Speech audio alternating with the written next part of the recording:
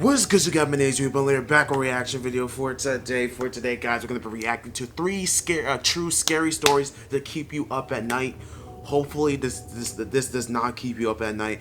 I'm sorry that this is gonna be on a Friday too. You know what I'm saying? Everyone's always up like late on a Friday, obviously doing whatever, but like partying or whatever. But obviously, because of quarantine, people are just staying up late because they just want to at this point. But yeah, hopefully this does not keep me like up at night. Oh my gosh. This is a try not to get scared challenge. As usual, if you guys get scared, you gotta smash that like button. If you don't get scared, you gotta smash that like button. You know what I'm saying? It's just these are not my rules. These are not my rules. But let's get right into this video. Smash that like button, subscribe to the channel if you guys are new, and let's get it. Oh frick. Oh, what the heck? Yo, okay, that's creepy. Okay. That is creepy as heck. My friend Keith has an uncle with dementia. Long story short, his uncle usually lives with his grandma, but she was in Florida with some church group for the week, and Keith was going on a business trip. So while he was gone, he hired me to house sit. This included watching after and taking care of his uncle. I'll call him Uncle Nick. Keith would only be gone for 2 days. On the first day of my house sitting, I mostly just hung out in the backyard reading and tanning, or in the living room watching TV. Okay. I cooked twice. Each time I made extra food for Uncle Nick. Cool. But I never saw him come out of his room upstairs. What? I went up to knock on his door lightly and tell him I made food. I heard a grunting noise on the other side of the door. I assumed that was his way of acknowledging me. I never actually met his uncle. What? Yo, that's so shady. If you have never met his uncle before, bro, that ain't your uncle, bro. Nah, uncle is no more. That's a freaking monster behind the door. There's a monster behind the door, bro. Just walk away. Oddly enough, we weren't introduced when Keith hired me for this little job. Uncle Nick was fully aware of my being there, at least that's what Keith said. He never left his room to eat while I was in the living room, so I went up to Keith's spare room for the night. I left the door cracked open so I could listen, and I eventually heard a door down the hall opening and unsettlingly quick and heavy footsteps moving down the hall and down the stairs. Seconds later, I heard the same footsteps rush back up the stairs and back to the room. Then the door slammed shut. It was honestly a little unnerving. Yeah. Hard to explain, just the intensity of his footsteps. Like he was avoiding me or something. Yeah, he was. The next day was pretty similar to the first. I made 2 meals and left the food on the counter for Uncle Nick both times. When I was laying in the backyard again, I came back in to see the plate was empty. So I guess he was really avoiding me. I went back out to tan some more, and when I thought about it, I looked up to the bedroom Nick was staying at, and there he was, looking at me through the window. What? I think when he noticed me, he ducked down. I felt so uncomfortable that I folded up the blanket and went back inside. And Yo, I'm getting goosebumps already, bro. I'm getting goosebumps already out the ass, bro. I don't think you guys can see that, but I'm getting goosebumps, bro.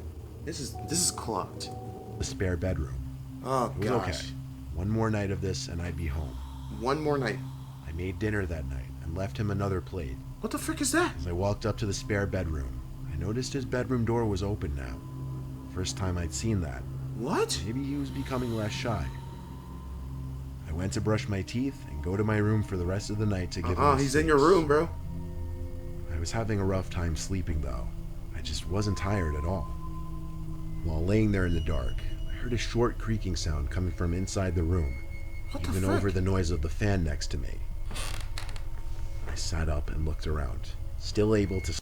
He's in your room, bro. He's trying to mess with you, bro. Come on, bro. This is the 3rd night. It's almost over. Why does cluckness have to happen now? Frick. Slightly see in the dark room. I didn't see anything. More specifically, I didn't see Uncle Nick. I was getting paranoid, honestly. Yeah. Why was I becoming so creeped out by him? I lay back down on my side, facing the wall next to the bed. Oh, heck no. I ignored the little sounds I thought I was hearing in my head for the most part. But when I heard a very faint groan, I sat up and turned off the fan to listen. I heard breathing. Oh no, Turned to he's the far there. right side of the room by the desk, and there he was, Oh! sitting on the desk chair, turned to me. I screamed in fear, and he came up to me going shh and covered my mouth with his hand. What the frick? In a moment, I thought he was trying to suffocate me. Uncle, what the frick are you doing? Get off of me! So I pushed him off of me and ran to the nearest bathroom to lock the door. Oh my gosh! I listened as I heard his manic footsteps rush back to his room and slam the door. What the frick, My Uncle? heart was pounding inside my chest. I called Keith and told him about it. He sounded like he wasn't even that shocked. That's the scary thing. What? He told me it's best I sleep in the bathroom with the door locked. Wow. And when he said that, it said to me that his Uncle Nick is potentially dangerous. So you just gave me a job, even knowing damn well that I would be in danger, and that you act like it's not a surprise? Screw you, and screw any other jobs you offer me in the near future. And I deserve double pay for all that crap that you just put me through. Which scares me even more. I slept maybe 3 hours max that night on the bathroom floor, and in the morning I quickly packed my backpack and waited out in the backyard for Keith to return. He paid me extra for what I had to deal with. Good, you I better. suggested he get his uncle some serious help, because I think he has more than dementia, and I still don't know what his intentions were that night. What? Yo, he's on something. He's on crack.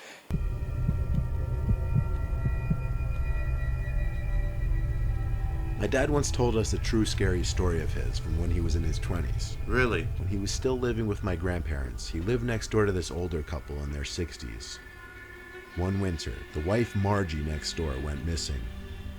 The husband knocked on their door and asked my grandparents if they'd seen her, but unfortunately they hadn't. No one had, apparently. A few days later, my dad was out at the park playing football with friends. That's when it started to snow. They played in the snow for a while until it got to be too much. Then they all went their separate ways back home. When my dad got home, he realized his parents were gone. What? My dad started the fireplace and went to his room, which was adjacent to the living room, to throw his stuff on his bed. You about Then he to be went to gone. take a warm shower. When he got out from the shower, he thought he heard humming from the living room outside the bathroom. He opened the door a crack in his towel and said, "Mom?" The humming stopped, but a creaking sound continued. That is not your mom, bro. Your house is haunted. My dad threw on his clothes in the bathroom and walked out into the living room. There in my grandpa's old rocking sofa chair was Margie from next door. What? She looked straight at my dad and said, "It was so cold, I needed to get warm." My dad ran next door to get the husband, but when the two of them returned to the living room, the sofa chair was empty and Margie was gone. The two of them searched the whole house together, calling her name, but she wasn't there. Now, this much of the story was enough to creep me out already when my dad told it to us, but it didn't end there. Why? And the really scary part didn't happen until the next day. What? Margie's dead body was found in the man next door's crawl space, where she apparently tripped and sliced her head open on a sharp object. He only found her because the smell became so unbearable he smelt it from the garage. Oh my god. The thing is, the body was deemed to have been dead for at least 3 days. Yet my dad saw her in the living room just the day before. Nah. To this day, my dad believes he saw the ghost of Margie in my grandparents' living room Nope. that day. And my Nope. dad's not one to make stuff like this up. When he first told us this story when I was 9, let's just say I didn't get much sleep that night. Yeah. Why the frick will you tell me this story when I'm 9 years old, Dad?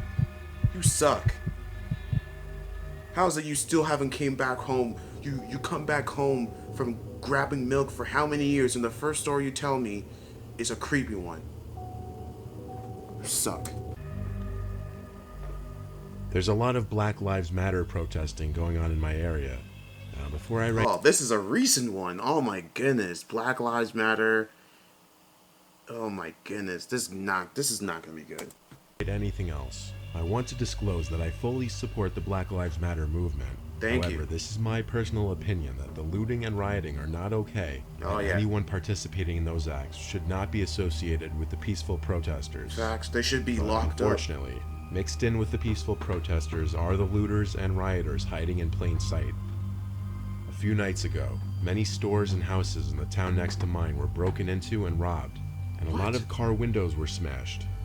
There were rumors from the cops in our friend group that our town would be a target the next night. Wow. We stayed up a little later than usual the next night for that reason, and while watching a movie together as a family, we had to mute the TV when we heard yells from outside. We checked out the window, and a large group of young men with masks on were parading down the street. They weren't holding protest signs or anything. They were just being loud and, by the sound of it, cursing a lot. Oh my gosh. But they didn't appear to be damaging any property, so we went back to our movie. Then after that, my parents went to sleep. I stayed up later in my room playing a video game with the headset on so I could talk to my friends. Eventually, I grew bored and tired and turned the system off and went downstairs to get a glass of water for bed. As I passed the little half stairway to our den on my way to the kitchen, I looked down there and saw something big sitting on the carpet by the window. What? I went down the stairs. Yo, how did they get in?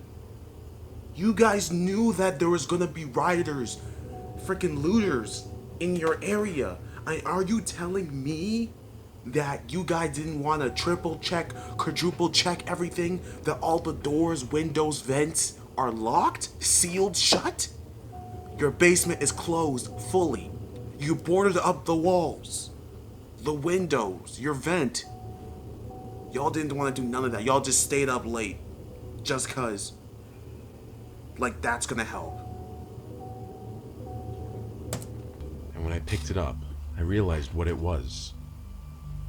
It was the glass of the window broken, but all taped up as if to make the glass shattering easier or quieter. I ran to my parents' room to get my dad. Ooh, that's smart actually. You put tape on it and then you break it? Yeah, it makes it quieter. When he saw it, he called the police. The wristly long. My dad said we were lucky the line wasn't busy, as the 911 calls recently by us have skyrocketed. Wow. When the police came to search the house, it didn't seem anything was stolen or anyone was in the house. They had to respond to another call within 20 minutes. Nah. They said to call back if something else happened. Someone's in your house. My dad and I opted to sleep in the den for the rest of the night to prevent anything else from happening, so my mom went back upstairs. Time rolled on slowly, but eventually I think my dad fell asleep. A large rift of wind hit me in the face through the opening where glass used to be, causing me to open my eyes and look at the window. No one was out there, but for some reason I thought I heard something come from upstairs. So I went up the half flight of stairs thinking maybe it was my mom. Oh!